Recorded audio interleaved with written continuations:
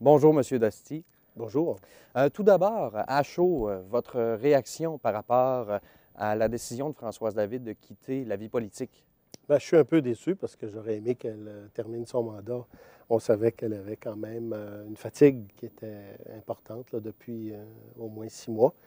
Maintenant, c'est sa décision. Elle connaît son état de santé et on la respecte, évidemment.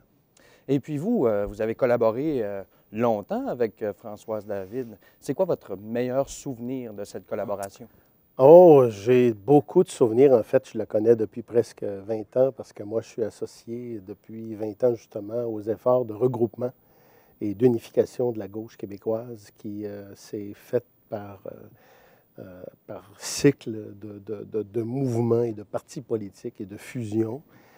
Et je me souviens de l'avoir rencontré à plusieurs reprises avant même qu'on forme le premier parti là, qui était significatif, l'Union des forces progressistes. On aurait voulu qu'elle se joigne à nous. Elle était à l'époque impliquée dans la Marche mondiale des femmes. Puis on s'est rencontrés au moins à deux reprises dans des petits appartements à Montréal pour parler politique et puis parler de l'importance aussi de faire déboucher l'action des mouvements sociaux sur la scène politique par un véhicule politique, parce que quand on ne réussit pas à faire aboutir les revendications des mouvements sociaux, syndicaux, populaires et autres, mouvements de femmes, mouvements internationalistes, on peut rester en plan. Ce qui est arrivé d'ailleurs en 2000 avec la Marche mondiale des femmes, où elle a déclaré pour la première fois qu'elle songeait sérieusement à s'impliquer politiquement pour justement faire en sorte que les revendications des femmes à l'époque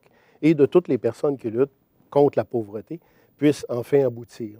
Et quelques années plus tard, elle fonda en 2002 D'abord Solidaire, qui est un mouvement, puis ensuite Option citoyenne, qui était un mouvement politique fondé dans l'intention de s'unir avec l'Union des forces progressistes, qui était déjà un parti à l'époque. On parlait déjà de convergence à l'époque.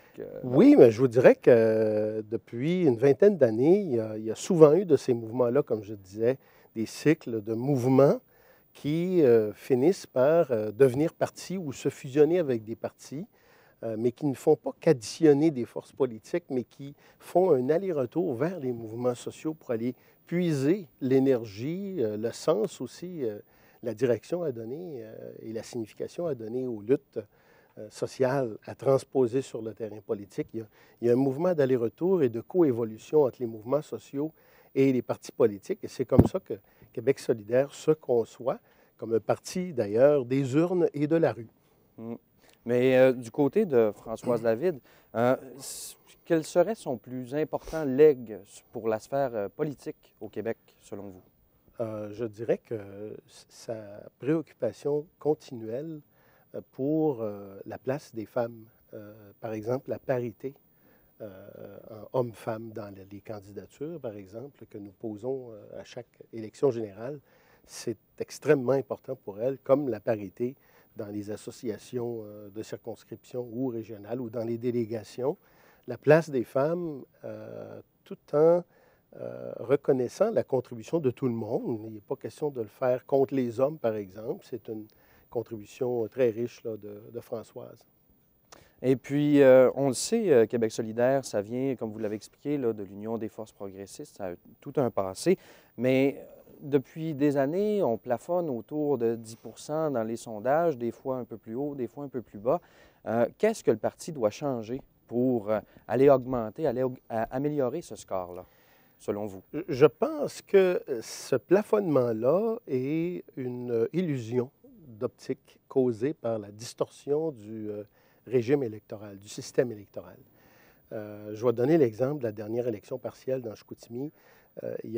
J'ai fait 8 ce qui n'est pas beaucoup, mais je pourrais vous dire qu'il y a vraiment énormément de gens qui me disaient, écoute, on voterait pour Québec solidaire, mais à cause du jeu électoral, on vote pour le moins pire pour éviter le pire. Pendant ce temps-là, on ne vote pas pour le meilleur. Ce qui fait que nous pensons, nous, que les valeurs portées par les Québécois et les Québécoises dans l'ensemble sont beaucoup plus proches de ce que véhicule Québec solidaire, mais que quand vient le temps de voter, on veut battre un gouvernement ou on veut éviter qu'un autre prenne les rênes du gouvernement. Et là, on vote avec une stratégie qui délaisse finalement nos convictions profondes, de sorte qu'on pense qu'on est beaucoup bloqué par le mode de scrutin. Ce n'est pas la seule raison, mais c'est une raison pour laquelle on réclame une représentation proportionnelle. Ce qui fait aussi, ce qui explique également que quand viennent les sondages, on va monter beaucoup plus haut dans les sondages que lorsqu'arrive le temps de voter parce que les gens transposent leur vote autrement. Il y a comme un détournement des votes vers celui ou celle qui a le plus de chances de battre celui qu'on veut battre, en fait.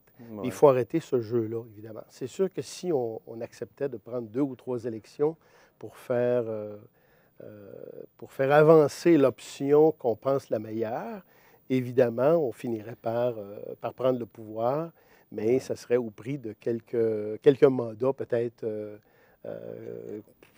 plus difficiles dans l'esprit des gens. Rapidement, qui va prendre le relais, selon vous, de Québec solidaire?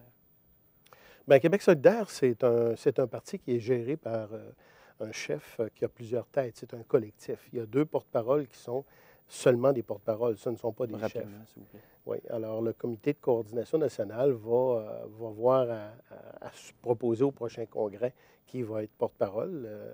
Mais je pense qu'on n'aura pas de problème. On ne dépend pas d'une seule personne. Merci beaucoup, M. Dasty. Merci.